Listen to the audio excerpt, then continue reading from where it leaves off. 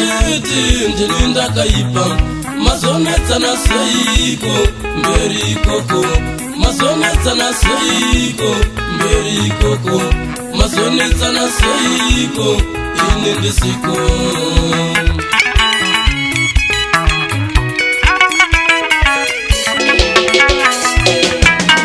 makatama muchiti tinokurambanisa mazoramba na seiko mberi koko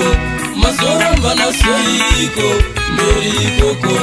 mazoramba na seiko isutisiko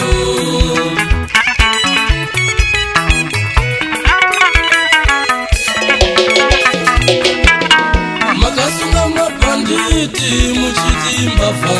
kozavari mujeri ari kubandiani kozavari mujeri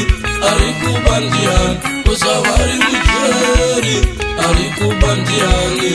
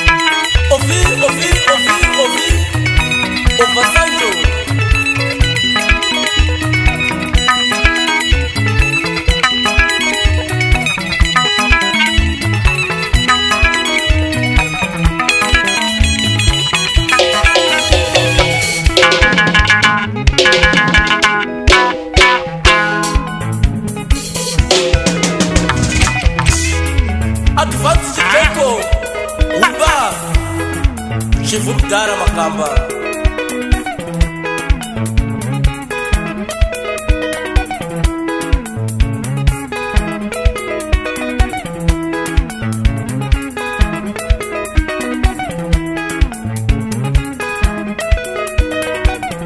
Revival Studios, well done. Mshairi wechekape pasanja imwe ya kukumburiza ungajambira mumvura hera kuti vasare vachiona moto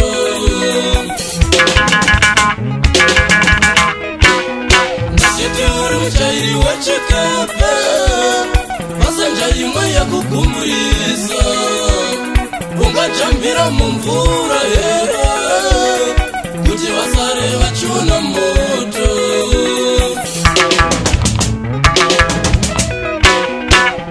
chinzwa shoko rimwe chete chero uri monya hautakuri bhokisi kunozviga iwe chinzwa shoko rimwe chete chero uri monya hautakuri bhokisi kunozviga iwe ungava nebvudzi uzhinji mapeya hoko pakuvata uchadzikurura iwe ungava nebvudzi uzhinji mapea wopo pakuata uchadzikurura iwe